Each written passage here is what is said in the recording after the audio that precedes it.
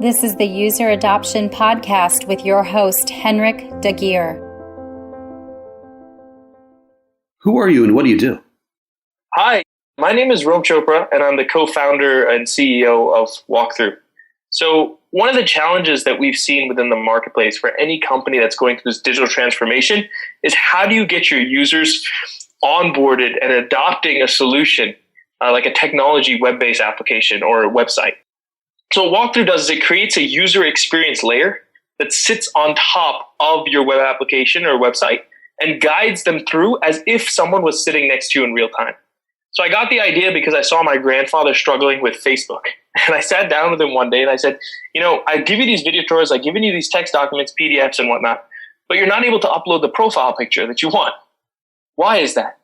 And he said to me that, I need you to be here next to me side by side to show me how to do it.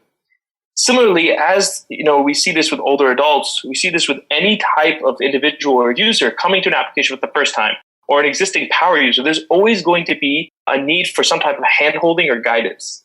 And what we have found is that you can improve that user experience if there's personalization and high levels of engagement.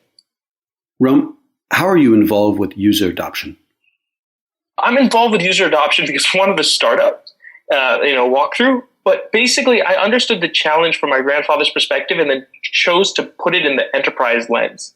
There's all these companies that are trying to figure out how to get that engagement, that adoption, the user experience.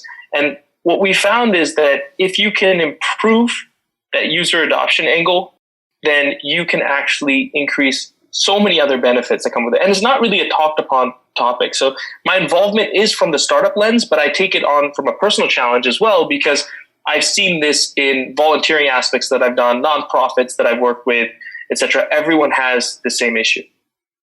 Rome, what are the biggest challenges and successes with user adoption? The challenge is that it's hard to measure. You can have analytics that tell you, where users are dropping off, like we suggest within our own application. But then how do you find user intent? If a user is hovering over a certain field, for example, does that mean that they're struggling to adopt it? Does that mean that they don't understand the content? Or it could be multiple things. So understanding user intent is one of the biggest challenges that I see for user adoption. The biggest success is that if you get it right from a continuous perspective, it's not that it's going to be a one-time fix. You have to keep working at user adoption because your technology or your culture of your company or your culture of your user or your mindset of your user and experience level is constantly evolving. So it's not just that something that you could solve with more training or better onboarding practices. You need to cultivate an entire experience that delivers that one-to-one engagement. And I say when we've spoken to managers and business professionals, user adoption is something that comes in as a after effect. It's like, okay, we've installed this application, we've done the training, we've done the onboarding, but we weren't able to get the adoption. Or it's not something that's thought about immediately when you start to work on an application. It's something that you revisit 6 months or maybe 9 months after you've done an implementation. So getting this to the forefront of conversations is one of the biggest challenges from an industry perspective. But from a challenges of a technical side, how do you measure it so that you can quantify and then improve? Rome, what advice would you like to share with people working on improving user adoption?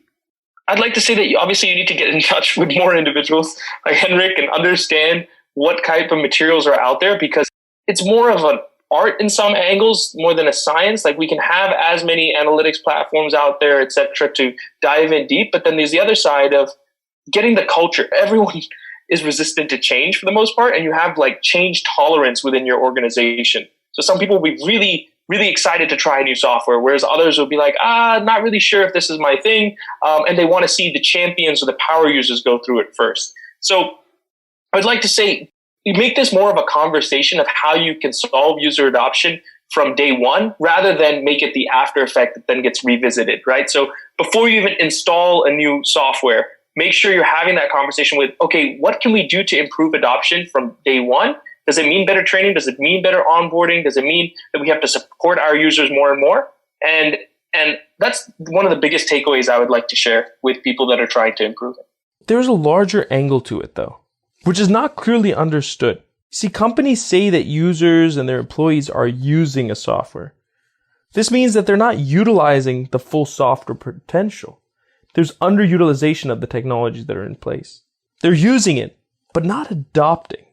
You see, adopting and adoption, in my terms or my interpretation of it, is to exploit or maximize the full potential of any application.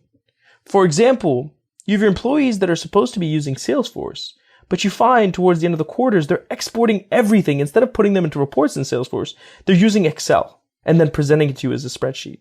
Why is that? It's because they haven't tapped into the full potential or found or unlocked those magic moments within the application to be able to increase engagement and maximize value.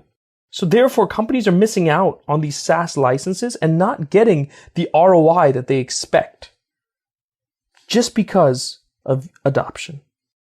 And where can we learn more about user adoption and your work on the subject? So you can go to our website, and we have an application that simplifies the user experience, which then enhances adoption and correlates to all these different successful metrics like onboarding increase, revenue, customer satisfaction, etc. You can follow me on my LinkedIn profile. I'm positioning myself to become a thought leader in user adoption because of the fact that I've seen it from both the personal B2C side with being a consumer, as well as then being an enterprise technology officer, I guess you could say, working with large companies and organizations to solve the same issue. Thanks, Rome. Thank you so much. And guys, please check out any information on user adoption with this podcast, obviously, so you can hear other people's perspectives. But I would like to say that user adoption is something that needs to be talked about more and more. And if we can get more visibility from these materials and having these podcasts and blogs, etc., look at these thought leaders to really follow the trend. This is going to be around for a while. For more on this, visit useradoptionpodcast.com. Don't forget to please subscribe, rate, and review. And for a book about this, check out useradoptionbook.com. Tune in next week for the next episode. Thanks for listening.